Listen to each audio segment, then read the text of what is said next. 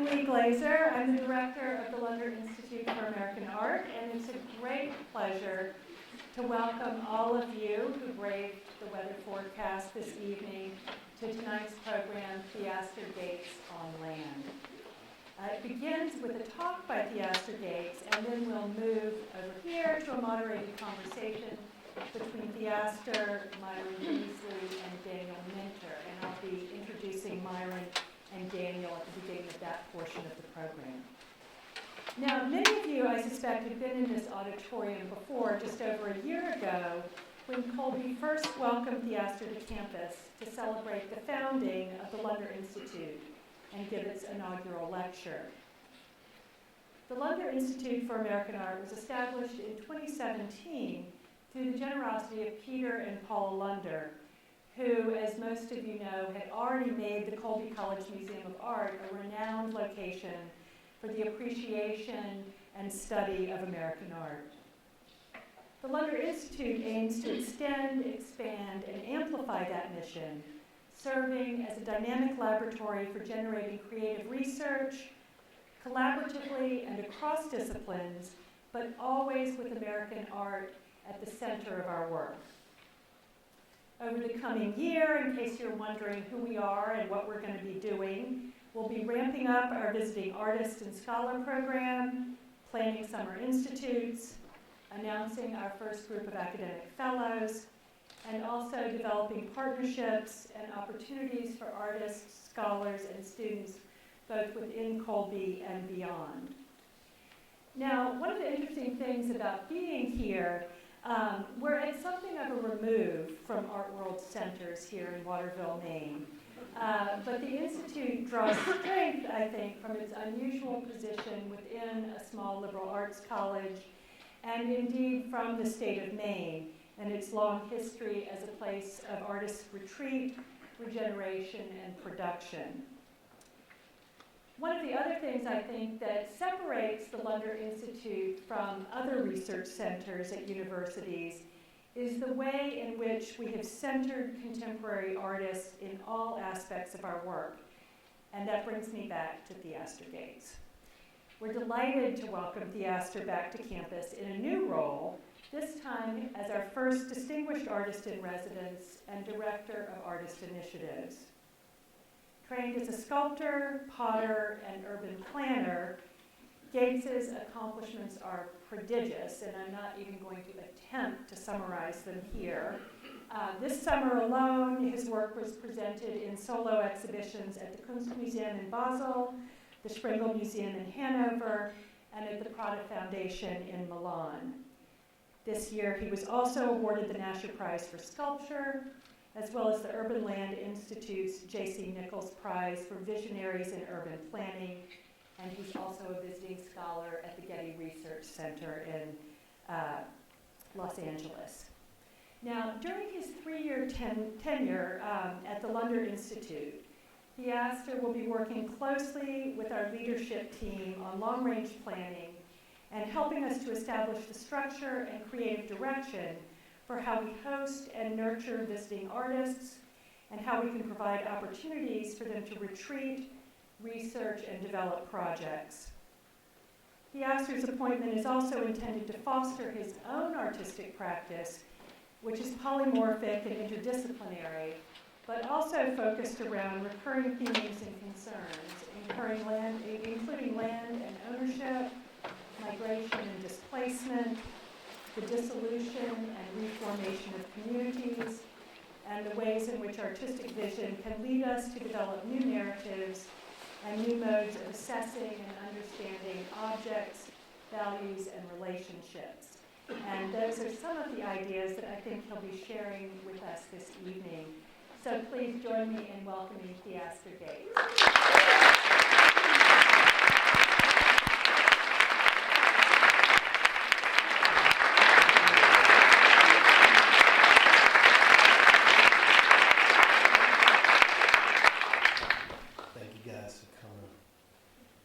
I decided not to give a talk. I actually wrote maybe my first speech, maybe my second. So I'll try this out.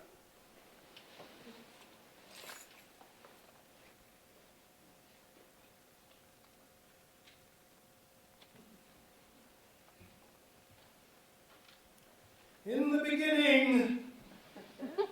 beginning was space, and space was sublime and abstract, confusing the inhabitants of the earth. An ongoing episode of possibility without the tools to harness fully. My grandmama was there in the beginning, and she had brooms with tassels on the end that rang loud and scared the devil and evade negative possibility by sweeping away clutter and dysfunction and grime in the beginning. In the beginning was the mountain, grand and high and still and warm, waiting for the climber, the parachute, nymphs, ghosts, and goats. A mountain for all, forged by time, an ashen sentiment of sediment, heated and cooled by the truth of time. It is on this mountain that we learned to carve divinity, and we replaced the mountain with minor temples. The minor temples were made by men who tried to do the work of gods. Temples with steel and fluorescence and gypsum, linoleum, sconces, and drain tiles in the beginning, that they brought to man what God brought to earth. And life flourished with the garnishes of specificity and nuances of hospitality. We were becoming civil and strong, and the birds were given names, songs were made, and people laughed, and people cried. Boulders became stone, and dirt became brick, and iron begot steel, begot Mies van der Rohe, and in the middle was modernism. And we built, and we visioned, and we piled, and we scooped, and tarried, and convened, and applauded the great leaps of possibility.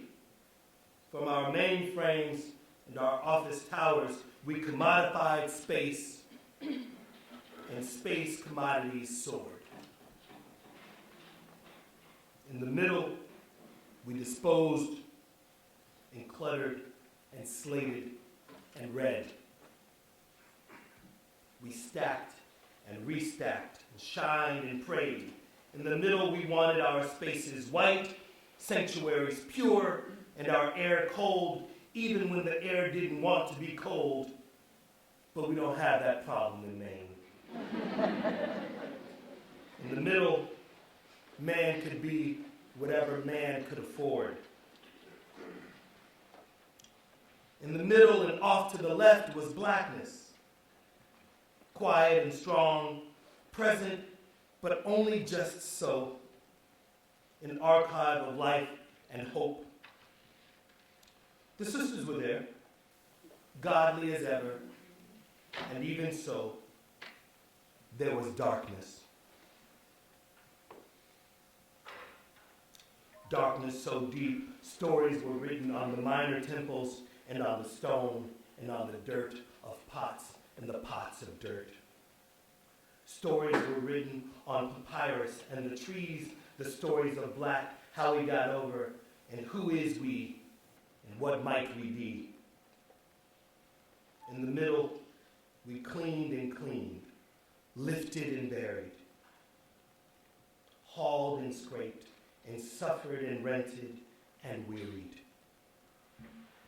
In the middle, we worked together. On the islands and on the shores, between seasons and sufferings, we worked. We built black temples in the mountains, black temples in the valleys, black temples on the rivers, black temples in our dreams. We made mockery of their mockery of us, coons with deep laughter and tears when called insane. In the end, we will cover the sky with the truth of our light, and even then, when the sun sets, our blackness will still shine. Thank you.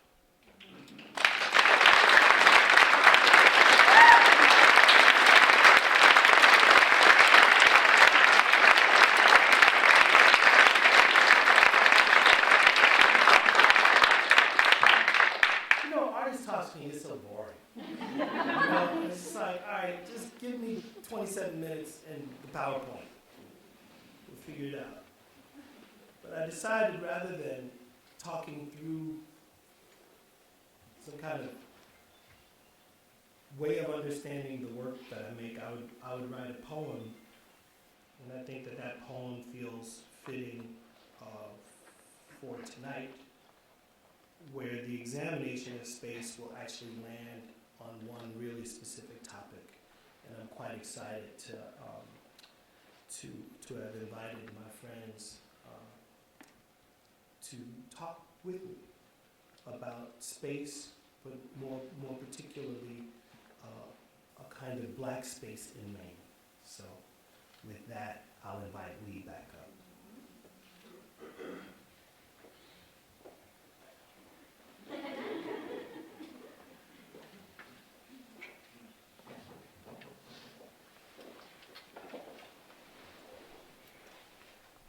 Thank you. Actually, I'd like to go ahead and invite Daniel, Myron, and Theaster. Daniel, Myron. I'd like to begin.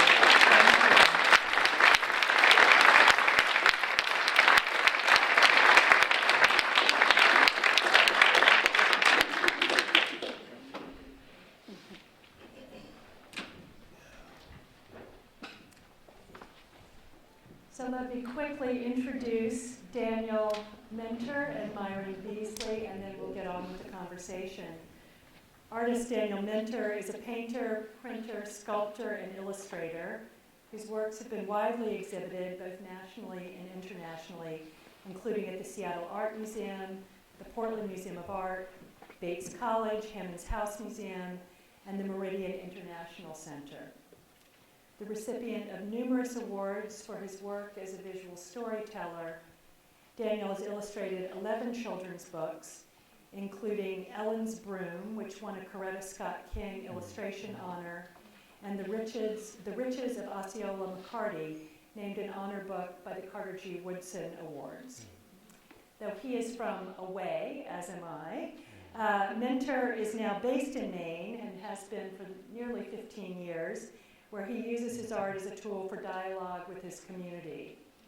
A teacher at the Maine College of Art, he is the co-founder and creative visionary of the Portland Freedom Trail, and he has twice designed Kwanzaa stamps for the U.S. Postal Service.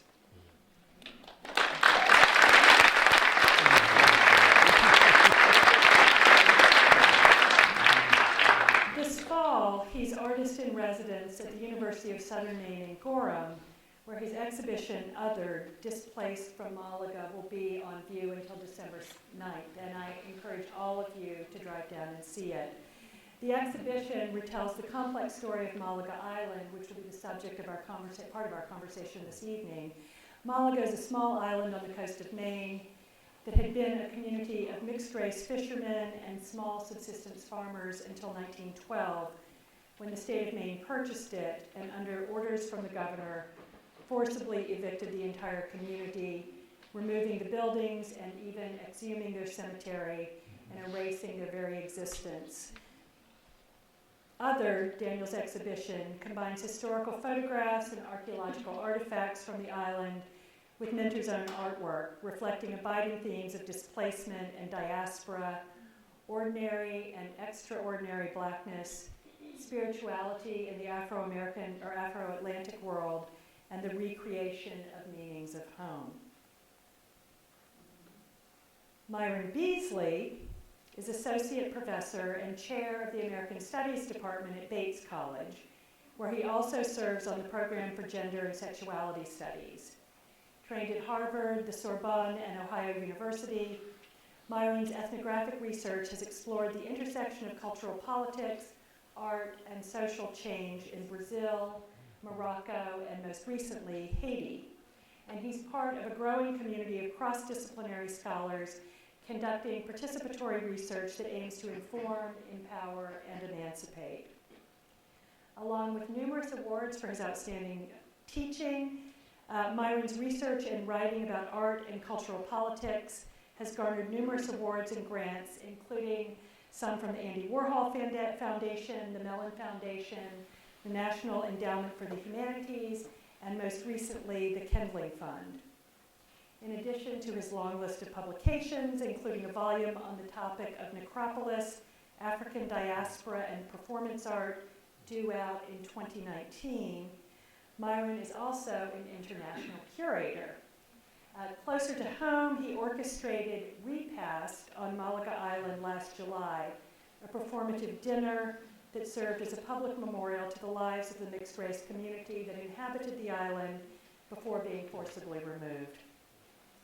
Collaborative in nature, this creative endeavor included artists from a variety of genres, including musicians, printmakers, painters, dancers, and chefs, as well as members of the community and descendants of the island's original residents.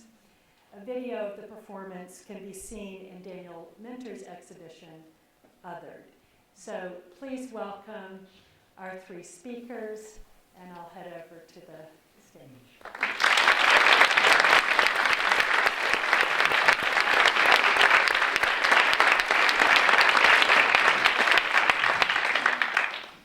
So I think even before the conversation gets started, you're probably already discerning some really interesting overlaps in the interests, concerns, and practices of these three amazing men on the stage. And so I'm fully expecting that my role here as moderator is going to be pretty minimal. I expect the conversation to just be off and running.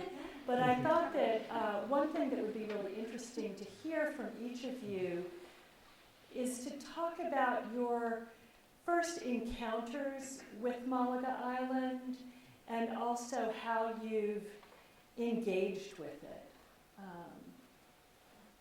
So whoever wants to jump in first. Sure. All right. Well, for me, it happened my first night here in Maine 11 years ago. I moved here, and I had to stay in a hotel to wait for my things to fill the house. And I turned on what was then MPBN, which is Maine Public Television, and that narrative, the short video of Malaga, appeared as soon as I turned on the television. So that was my introduction to Maine. It was the story of Malaga and displacement. And that narrative has haunted me since that moment. And I was waiting for a great opportune moment to try to do something with this narrative and the descendants and the stories. And it wasn't until this past year, that I was able to actually do something with it in the form of a repast dinner on the island, which I articulated as a public memorial for the descendants and for the people of Malaga. How did that short documentary frame the story? Actually, it gave the narrative, the documentary that I saw that night. I'm not sure if any of you've seen it. It's still online, by the way, but it's a story that is full of archival images, and it just tells a brief story. It's 12 minutes in length, but it ends with questions. You're left with wanting to know more, and also, how could this possibly happen? But since then, there's been, I think, the audio documentary that was produced by SALT, which is a little bit more exhaustive, but even then, to hear this narrative that is quite profound, but yet is not profound. Mm-hmm. And what I mean by that is, for example, I think the week or so after the Malaga performance, I was contacted by a journalist who was witnessing a workshop for high school teachers at the state of Maine at the Holocaust Center in Augusta. And the Malaga story emerged in this conversation on genocide, Holocaust, and so forth. And many of the teachers, many Mainers, did not know this narrative. And so therefore, it's a story that's there, but a story that is not there. And so I wrestled with what does that mean, that it's not there. Yeah. Well, and that's one of the most striking things to me about that history is that those residents were removed because they were too visible. Right. You could see the island, it's so close to the shore, and it was deemed an affront to the aspirations of the state who wanted to make Maine into vacation land at the turn of the century. And this working class mixed race community was seen as, I guess, something of a scandal and an eyesore. And so the whole idea of visibility was almost deemed a crime. Right, so it was at this confluence, not only as the Maine for Vacation Land campaign, but it was at the apex of the eugenics movement. And if you didn't know, some of you, that the founder of eugenics in the United States is from here in Maine, from Vassalboro, which is not too far from here. Right, and he's also the one who sort of rectified the standardized tests for schools, by the way, right? But right here in Maine. So it was at that vortex. But we should also know that this is the most documented community of Black life in New England because of yellow journalism. Because, I mean, newspapers, as far as Washington State, were publishing narratives about this disgraced community, this marked community in Maine, right? So it's so well documented in one regard, but also, again, very visible, invisible in others. And Daniel, what about you? How did you first sort of begin to engage with that story? When I moved here, I noticed some signs that pointed to different areas. So, one in particular was the Abyssinian Meeting House, but it was just a sign. And I noticed there were a few other signs. They were not very noticeable around town, and so I wanted to mark those. So I worked with pointing out landmarks. Yes, so I wanted them to be more noticeable because I was surprised to find these areas of Blackness in the state. And so in working on the Portland Freedom Trail, I came across the story of Malaga Island. And it was not much talked about at that time. This was in 2000, 2003, 2004. It was not much talked about. And when it was talked about, it was talked about at a distance. No one was engaging with the actual story, with the actual community. For one thing, the community was not willing to talk about it because it was in order for them to talk about it, it would mean that they would be connecting themselves to the island. It's amazing that right. stigma was still so That's right. powerful They would be at that connecting point. themselves with Blackness in Maine, even though they're so even though they may not appear Black, once it's known that their ancestors were Black, once it's known that they had connectedness to families on that island, there was this stigma. So there was a reluctance to talk freely about it. My engagement with that was I wanted to find a way to create some simple imagery that would give people a quick way of talking about the island without feeling shame within themselves, to talk about the island without erasing the Blackness of it.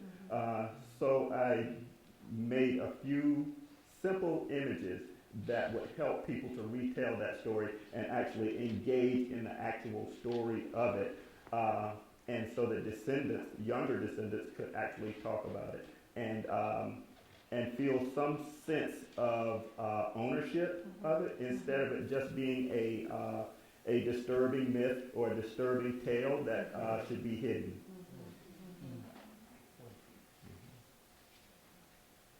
Theaster, it seems like even though this is a very local Maine story, it also has these bigger resonances. Yeah. And was it that larger resonance that attracted you to the story? How did you learn about Malaga Island? Well, there's just so much there's just so much to unpack already. Exactly. You know what I mean? Like if we were to just start unpacking, what Myron and Daniel was talking about, we have what does it mean to be stigmatized and to kind of live generationally based on stigma associated with a particular place, right? So if we think about just stigma, then that's no different from like the Roman ghettos and kind of Jews being from the Roman ghettos and then like that thing having a particular stigma. Or like say when I tell people I'm from the west side of Chicago, that conjures things around like violence or crack or kind of, right? And that one lives, even if the truth of the place helped make shine, one still has to deal with the stigma of the place. So I'm super interested in that. But I'm also interested in the kind of great eugenics moment where white men have to deal with the consequences of sexually subjugating black women. And there are all kinds of other codes that we do, but when you start thinking about some of these New England islands, you find out that sailors who were part of the slave trade were bringing their concubines and lovers and forced sex slaves from Trinidad, dropping them at an unmarked island, and then coming home to lily whiteness, where they might be whiter than the whitest white forever, right? And then they could go out to their island when they were going to fish, right? And that there are these stories about offshoreness, Right. you know what I mean? Of like things that don't come home. And so when the kind of complexity, like even when you look at the history of islands, and I'm thinking about 1790s to 1880s or so, you look at the history of islands, what the British and the French didn't anticipate was that these slaves that they were bringing to Trinidad and to the West Indies, that in fact they would have children, and that in 2 generations there would be more black people, way more black people in Trinidad than there would be of European enslavers. And so the slavery became more and more brutal as a result of like not being able to, like having a sense of the need for labor, but not being invested in the future of that labor's offspring. Well, and it's also it's interesting that you bring up that dynamic because, I mean, the United States is the only North American place, and Europe, I mean, in South America there were white Yes. people living with enslaved people, Yes. but the U.S. was very different from the way that slavery was practiced in England and France and places like that. And it's almost setting up a similar dynamic between what happened in Maine and those islands and what happened among these sort of transatlantic places. Yeah, so maybe the interest I have is it's strange. So I'll go back a bit. A friend of mine who knew of the island, we were having breakfast. I was talking about race and space in Chicago, and he was like, "Oh, well, I got an interesting race and space tidbit," you know. And he told me the story of Malaga, and then we went out on his boat. And we were bumping around looking for a crab shack, a lobster shack to eat at. And he was like, "There's Malaga." So we dock, and there's Myron and Daniel. Right.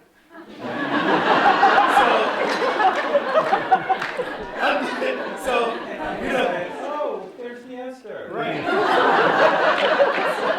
I get off the boat,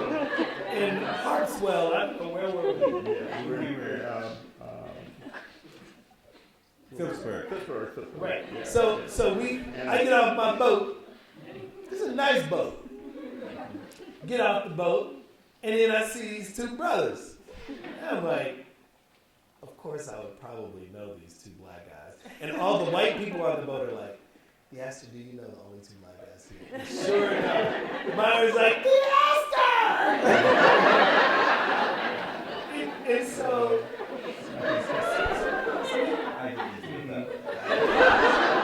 so we go in, and this lobster shack has a laminated history of the island that was probably done by I'm going to mess this up, the Western Maine Coastal Maine Coast Heritage Trust. Maine Coast Heritage Yeah, Trust. I did. Thank you. You did that? Yes. He did that. Right. So then, so I sit down and I got the menu for my lobster, and then I got this 3-pager on the history of Malaga, also laminated, very, very cool. And I thought, this is the kind of living history museum I'm interested in. But the thing that got me excited about the island was that, like, there was no dock. So I'm looking over there, and I'm like, well, how do you get on the island? And it's like, oh, there ain't no way to get on the island, really, right? And then I'm looking at all these, like, all the lobster, like, accoutrement, like, people, you know what I mean? Like, the diving, right, all the traps and stuff. And so I'm like, this is We call them lobster pots here. lobster pots? Yes. Thank you. No offense, y'all. I ain't trying to start no stuff.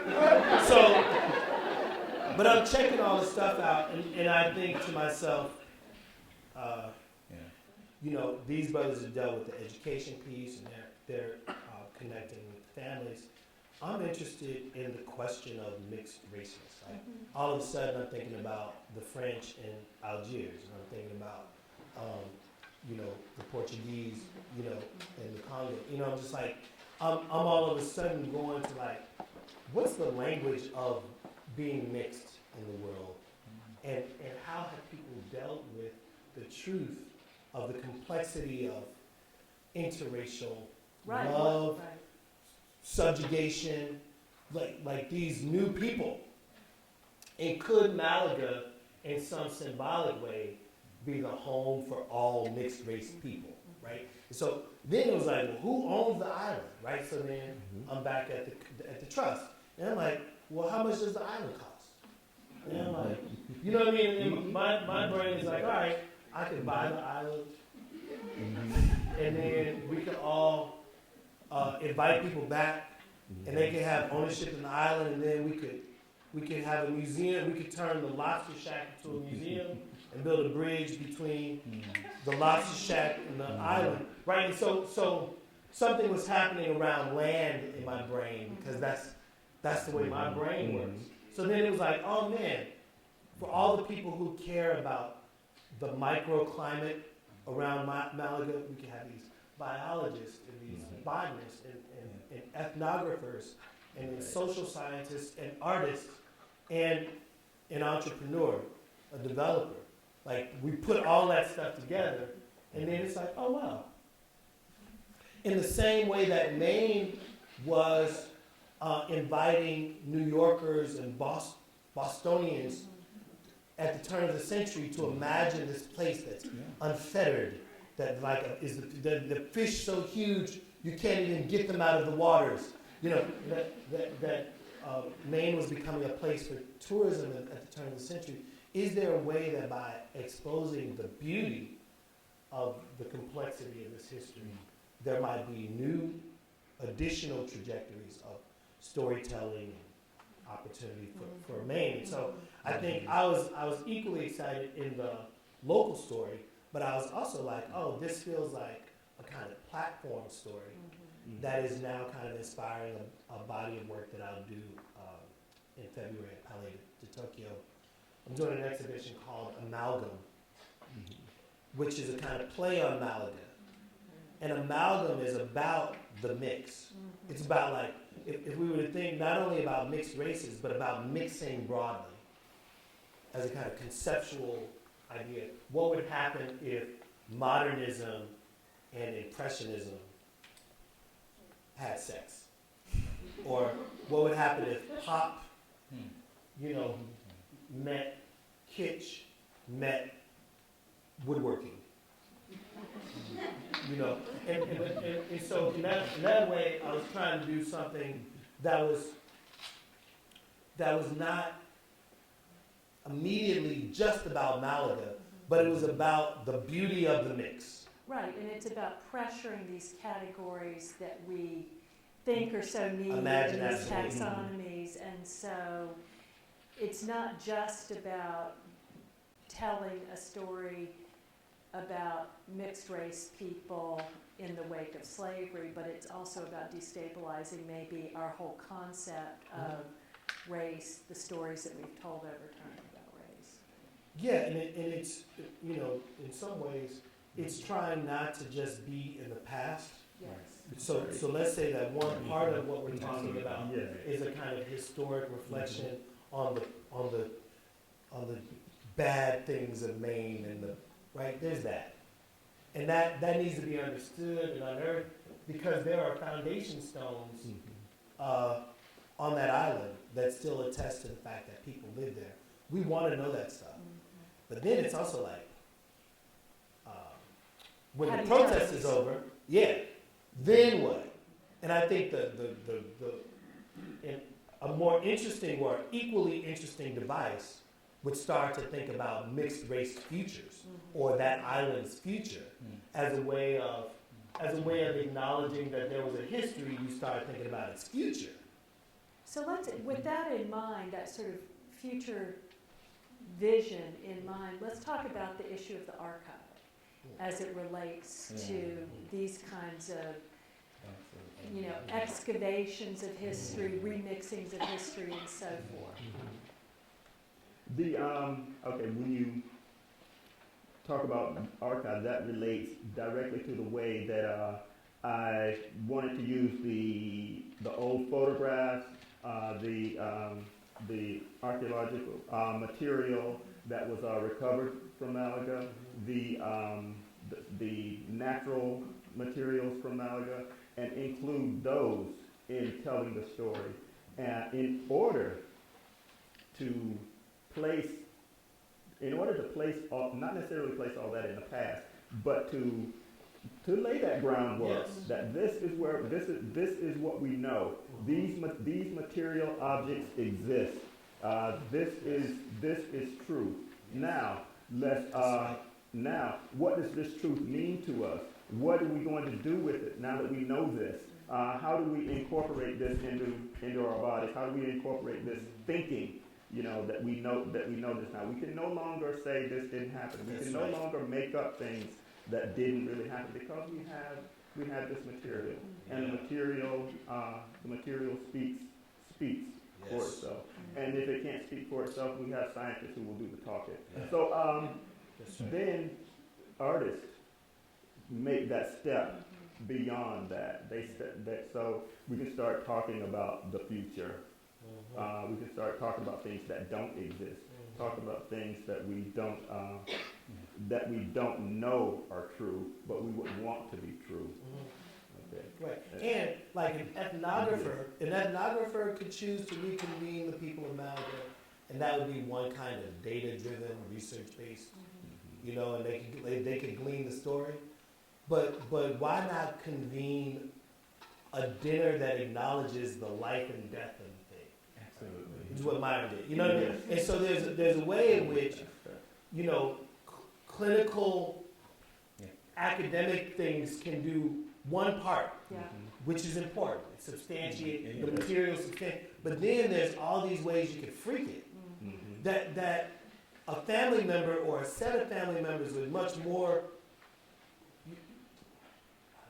It would be cooler to come to a dinner than a study. Right. Exactly. Nobody want to come to a study. No. All right. I mean, Yeah, come on. I'm an ethnographer. Please.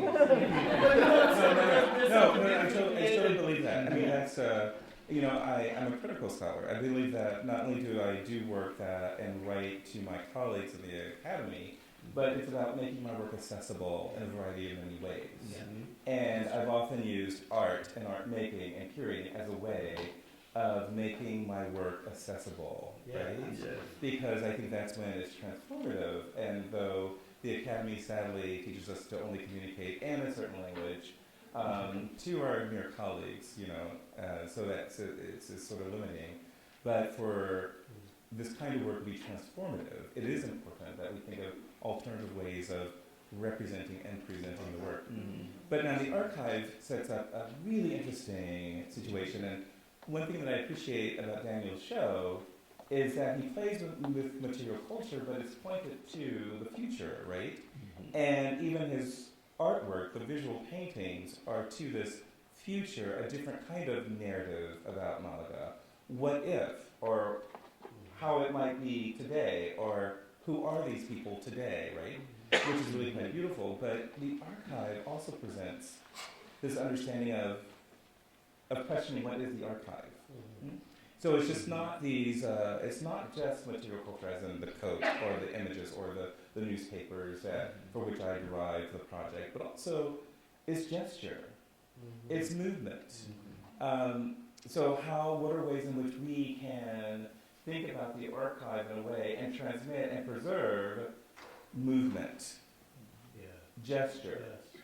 And so I'm really interested in, like, for example, sound and audio, right? And to listen and hear some of Zora Neale Hurston's work that has been sort of lost. And to find it, you only find it in other people's archives, right?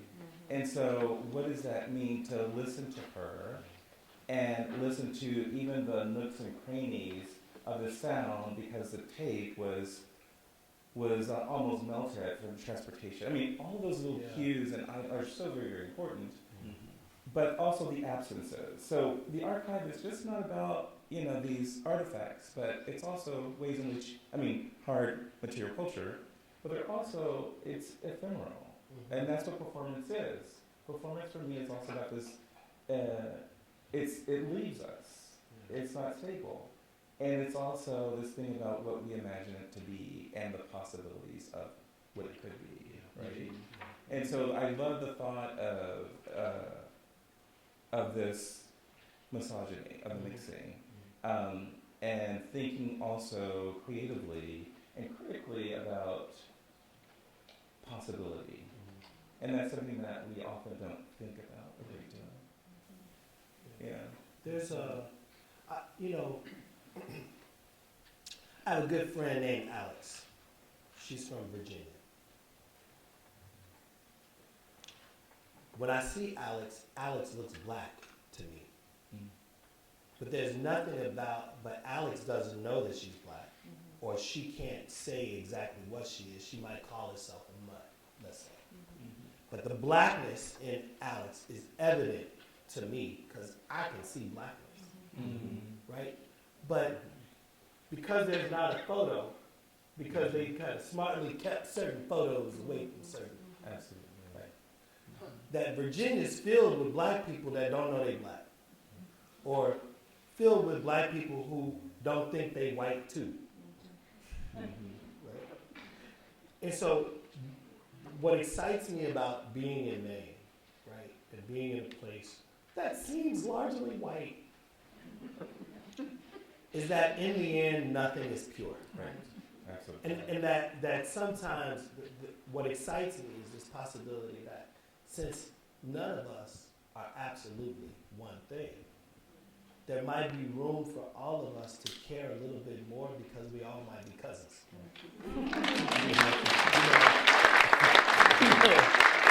And that the race work that we might uncover, the hope is that it would create more new relationship than it does divisions. But to do that work, it requires that we look deeply at ourselves. And this is a hard task because it challenges things that we've never even had to ever say out loud. That's right. That's right. We never have to question what it means to be a Mainer or to be a child of the Mayflower, to have been here before Maine was Maine, right? And to imagine that, like, your uncle was kind of getting it on with one of the certain, like, And when you read these stories, like now I'm reading the stories of how mixes happen, you know. And it's hard to look at those parts of our past fully, you know. But I think the more that we commit to looking more closely at our Maineness, or at our whiteness, then we might find that in fact whiteness is also corruptible, and that the way that you're beautiful, or the way your nose is, or your ass is, the way, excuse me, son, I'm so sorry, that curse. Who we are is an amalgam, and that there's something to rest in that. You know, that like that's part of the American experience that we've never been able to get to because we've never dealt fully with the complexities of slavery. And because we refuse to look at it and think, oh, it's over,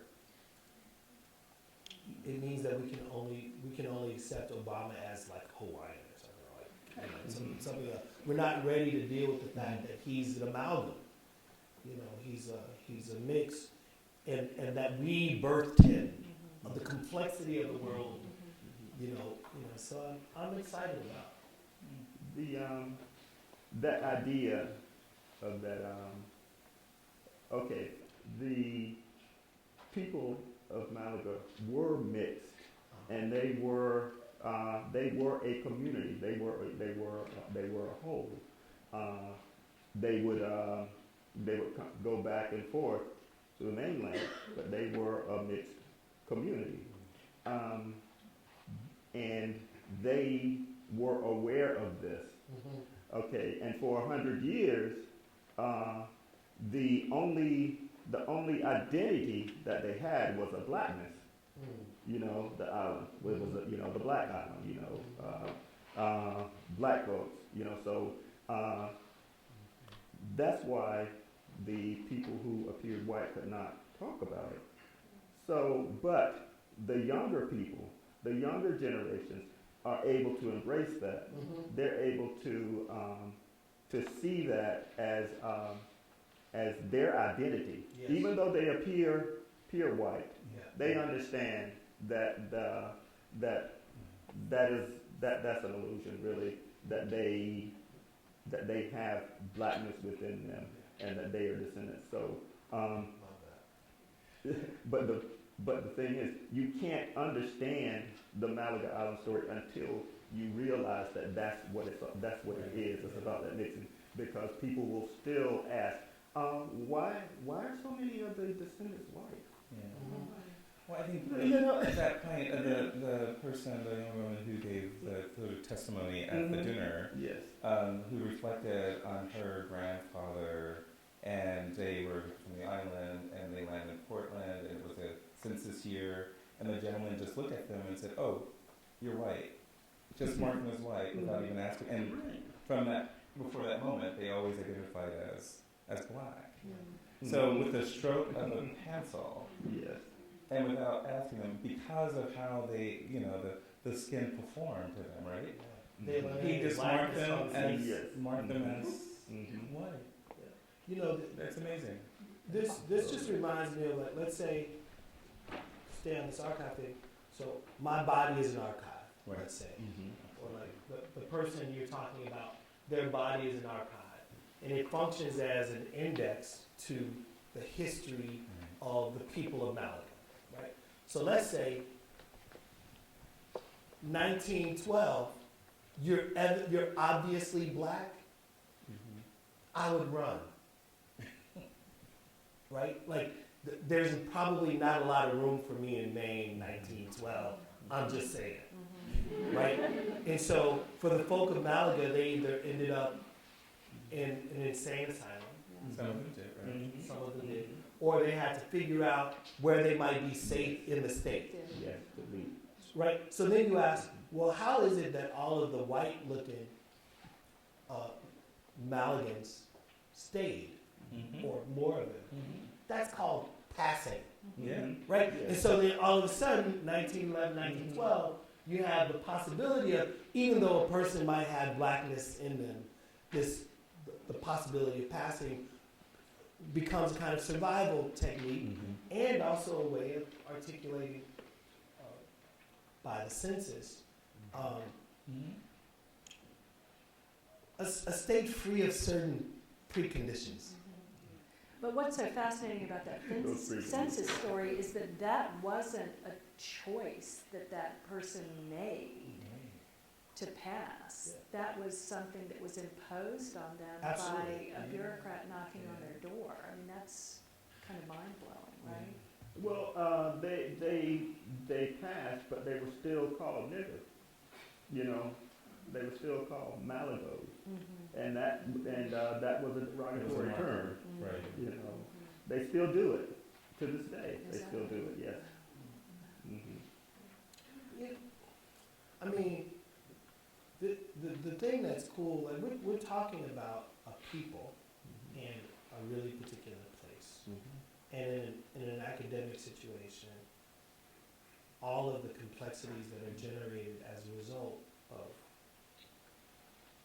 just looking around you, you know, not going far, and all of this work that has to be done, that could be done, when brave artists and brave academics speak up about the things that are right under our nose, you know. So I think I'm also just kind of excited to be adjacent to you brothers. And I had this amazing conversation with the Coastal Trust about the stewardship of the island and trying to find ways to get folk there, right? And then the kind of generosity of partnership between the trust and Myron and Daniel. And so kind of thinking about like, how do you amplify more of these stories? Not unlike President Green talking about the butler who was at the Osborne, presidency, yeah, you know, yeah, the Osborne Osborne. House. Like those moments, it's like we raise them up, and as much as they could hurt, they could heal. You know, it's like, you know, so the value of a kind of transparency. And maybe we're using art as a way of just kind of making more transparent some of these stories. Well, one of the things, Daniel was on a panel a couple of weeks ago at Mecca in Portland, and one of the things that you said really resonates with what we're talking about tonight, and that's that artists often dare to go where other people are afraid to. And so this idea of kind of recovering these stories, remixing them, and then creating something new, not just preserving that story, but using it as the grounds for new creation seems particularly apposite here. That's part of that mixing that you were talking about. It's not just mixing of people; it's mixing of ideas and such. So you cannot. Artists can't rest with one idea. There needs to be other things included, inserted into it in order to understand what it is. So that's where the I won't call it newness, but that's where the building of understanding comes from. And the aesthetics of it Yes. too, maybe. Yeah. I mean, do we want to maybe talk for just a minute about the aesthetics of remixing these old stories or resurfacing these old stories, reconceptualizing an archive through an artistic lens and what that means? So I want to tell you guys what I'm doing in Paris. So I'm kind of excited about it.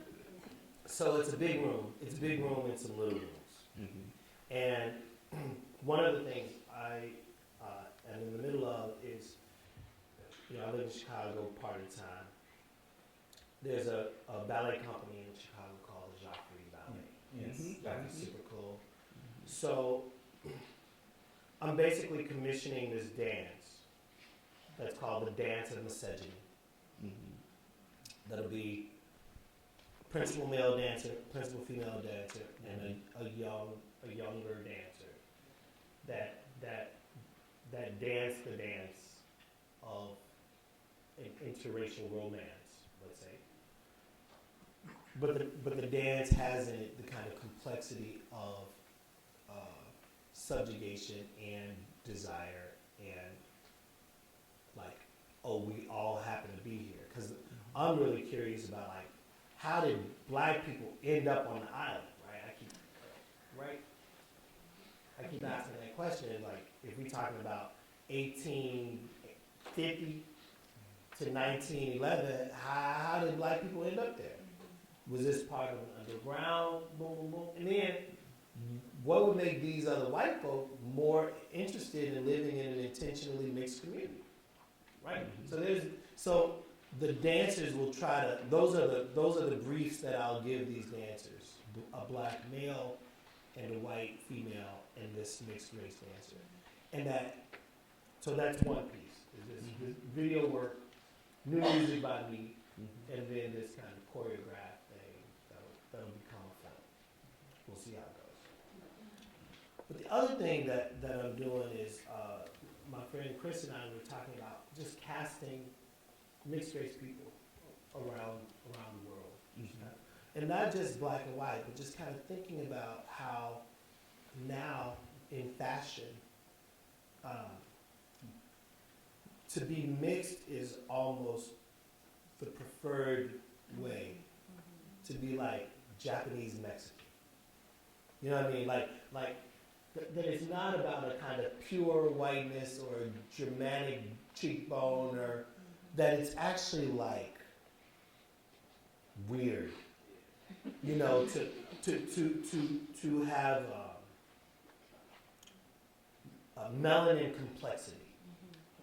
You know, right? You know, albino. Like people are interested in the mutations. Fashion is interested in difference, right? And so I went to a fashion show recently, and I was just counting the people who were obviously mixed. It was over half the models. So you have really, really black models, really, really white models, and then this complexity of mixes that in a way, I don't want to put any judgments on beauty, but let's say all the beauty was on par,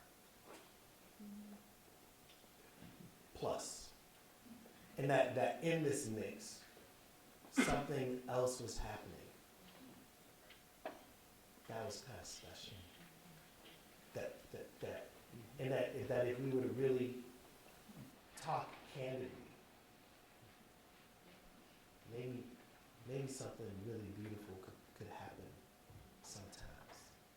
But ain't no way to talk about that.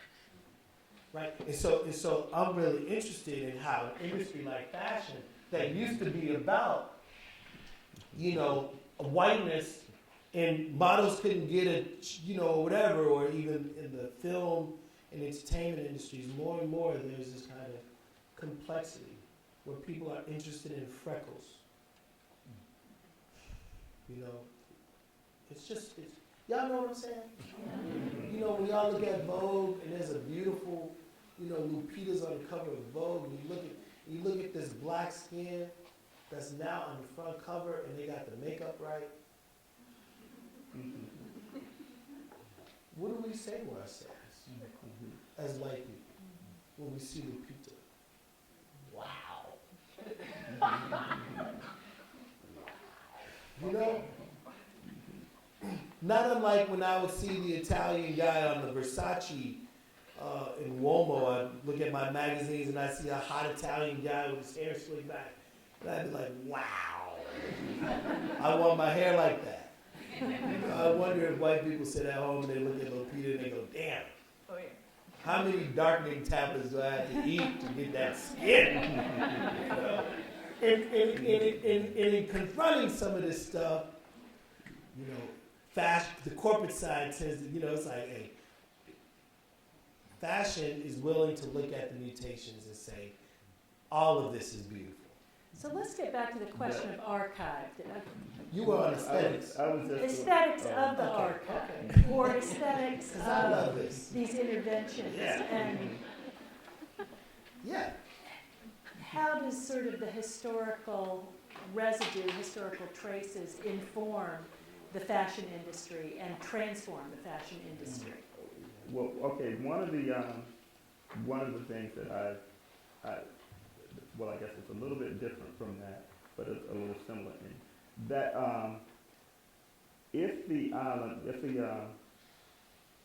was just a model, and there were others similar communities like that all over the country at that time, and they were not destroyed, where would we be now?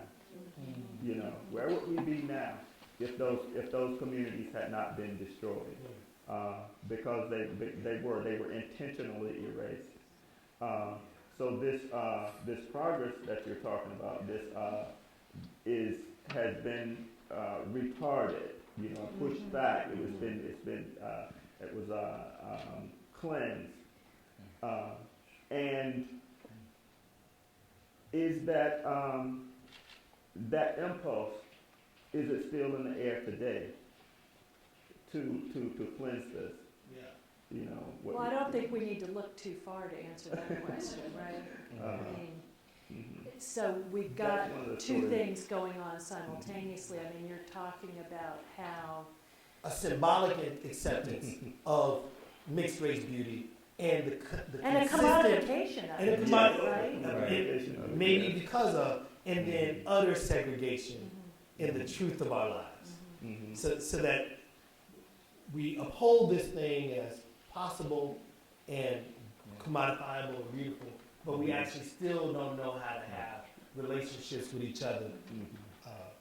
But maybe that aestheticized or commodified ideal is what ultimately is aspirational and hopeful, and that we're all kind of, because if you can't aspire to that and have some kind of sense of hope and a different kind of future, a different way of talking about race and identity, then Well, that's Then where we're the on. archive is important again, because it gives us this language to talk about and understand these. I have, oh, sorry. No, go ahead. I wanted to kind of throw this at the brothers for a minute. So I have this anxiety with my exhibition too, that I'm about to step out of turn. I don't know Maine. I don't know what you call it, lobstering. Exactly. Like, what is that? You know, but one of the things that I kind of want to do is create the Malaga Department of Tourism. 1911. And approach the complexity of Malaga via the invitation to Maine. So that if we were to look at the attributes, the beautiful attributes that this community of hardworking folk had made, this is no different from Newfoundland or Fogo Island or parts, you know what I'm saying? Places where people have been left alone for a long time, and that can be interesting. So it's like, come to Malaga, and so this, I tend to make fake things and then they become real things. So let's say the Malaga Department of Tourism, which is fake today. Right? Because I am, in talking about art for me, sometimes I'm talking about the imagination. As much as we might talk about history and the archive and the real people and the relational possibility, it's also about imagining things. So how do you put, maybe that's, so I'm really afraid, which is why I didn't call the show Malaga, because I feel like, no, these guys have actually done some work. I'm doing another kind of work. But I think also what you're getting at is what our colleague Tanya Sheen calls an enlightened regionalism. And so it's this idea of being very immersed in the particularities of place and people and all of that, but then also seeing it as resonating with bigger stories that are out there in the world and making those connections and using those connections to forge new modes of interpretation, new ways of talking about all of this, and creating new interpretive communities around it too. So thank you. What an incredibly enlightening conversation. We could go on all night.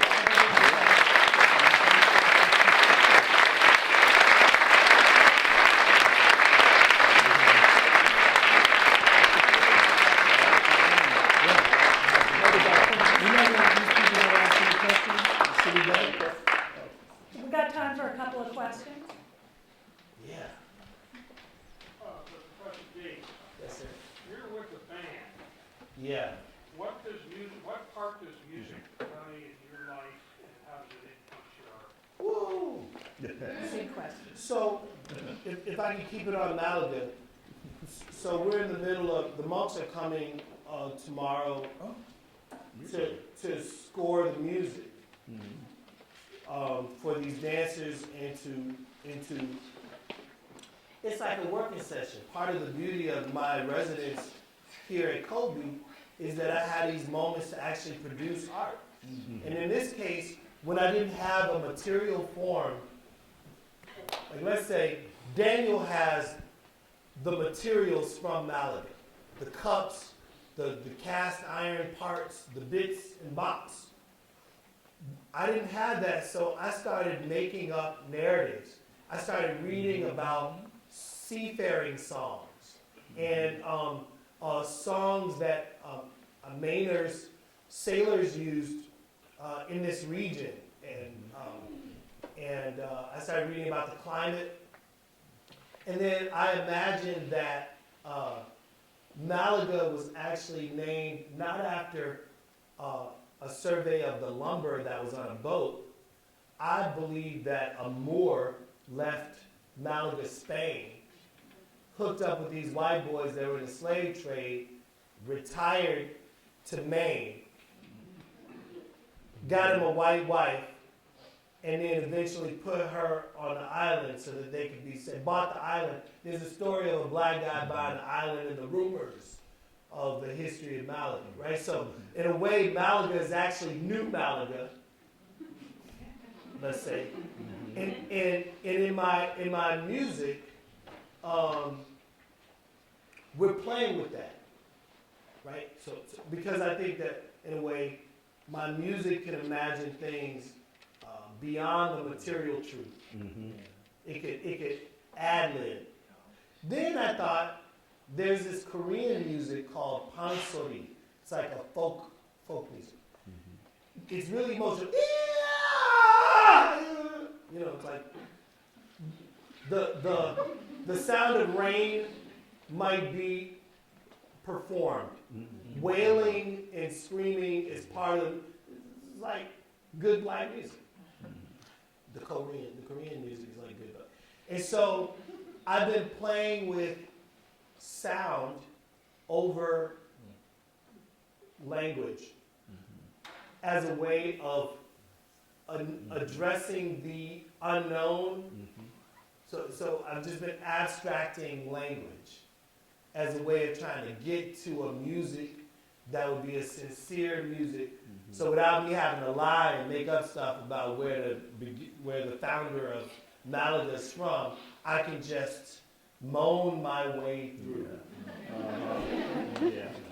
Thank you so much for asking about music.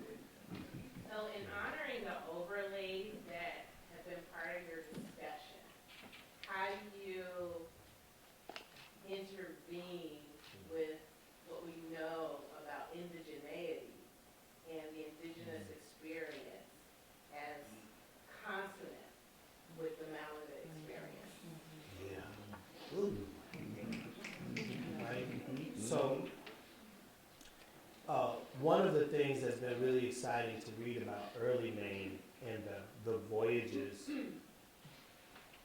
the European voyages that then write the experience of Maine, let's say, 1450s, 1690s, 1750s, this kind of thing, is that you realize that folk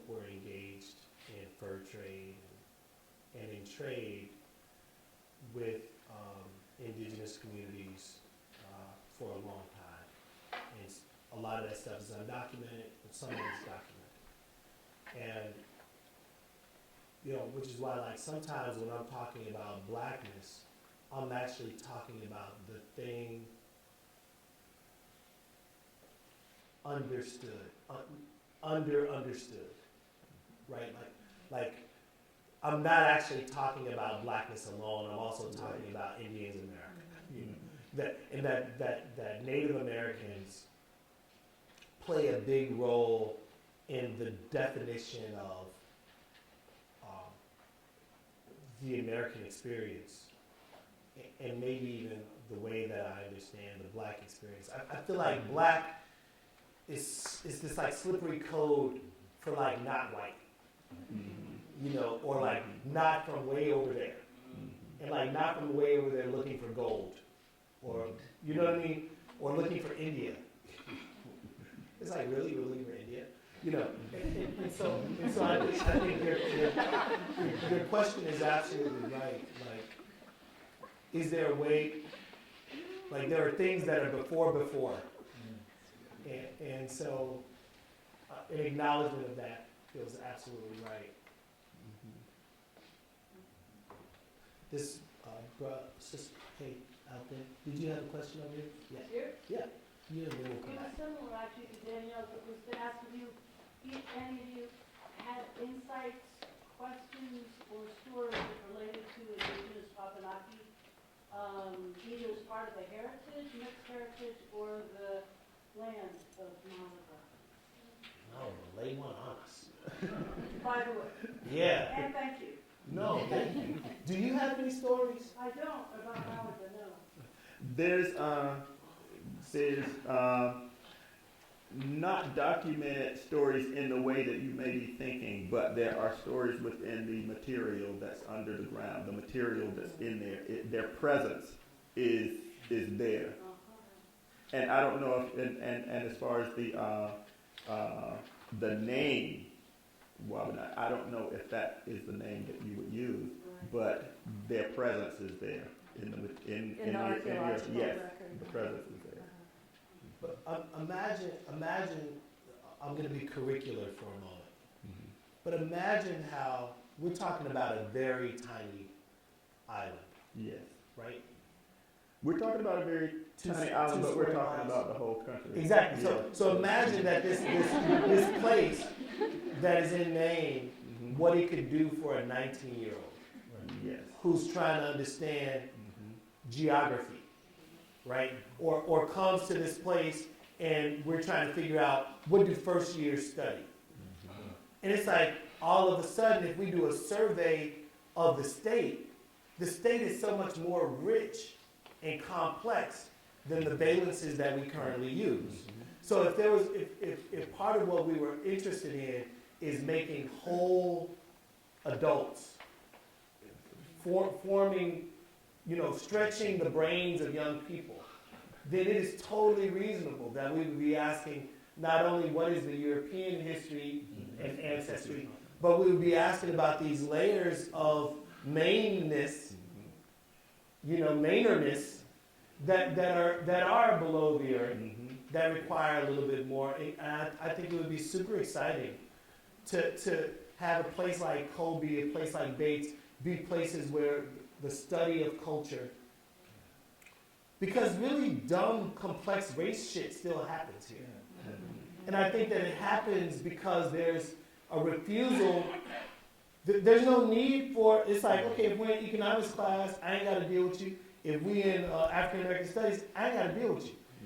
There's a refusal for new relationships to happen. We almost need to recreate Malaga situations.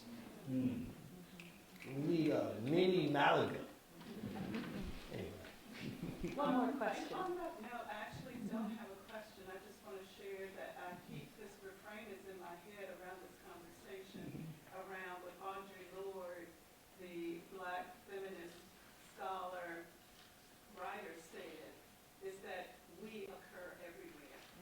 And I think what is being said is the truth in that is that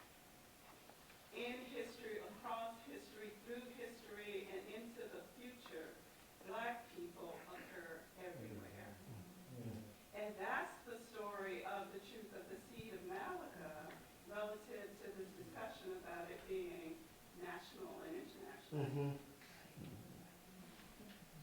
I was just curious if any of you are thinking about the future and thinking about young people consuming not just your art, but Black art and young artists of color. Do you have any young artists that inspire you? Yeah. So, two-part answer. One part is, I have friends who only read Black books, and I have friends who only read white authors, Black or Black, respectively, let's say. But the way that I think I've formed my knowledge set is like, because I was so invested in Bauhaus, the way that I was invested in learning the creation of Bauhaus meant that I was ready to create Black curriculum because I understood curriculum making. It wasn't Black curriculum making. If I was looking for that book, I probably wouldn't have found it. But I was looking for how do we create a fundamental art program. Bauhaus had a method. I grabbed that method, I internalized it, and then I was able to make Black curriculum for Black people, let's say. And that it feels so important to have broad sets of information that inform who we are, so that we're able to make even better, more thoughtful decisions, more complex, amalgamated decisions about the output. Jennifer Packer, painter, Brooklyn, dope. Kevin Beasley, sound sculptor, music guy, experimental guy. Amazing. And these are people who I feel invested in. You know, we got to shout out their names like we shout out ancestors' names. A shout out to the young homies, Jennifer Packer and Kevin Beasley. Y'all, we should get out of here, huh? Brother Myron. Brother Daniel.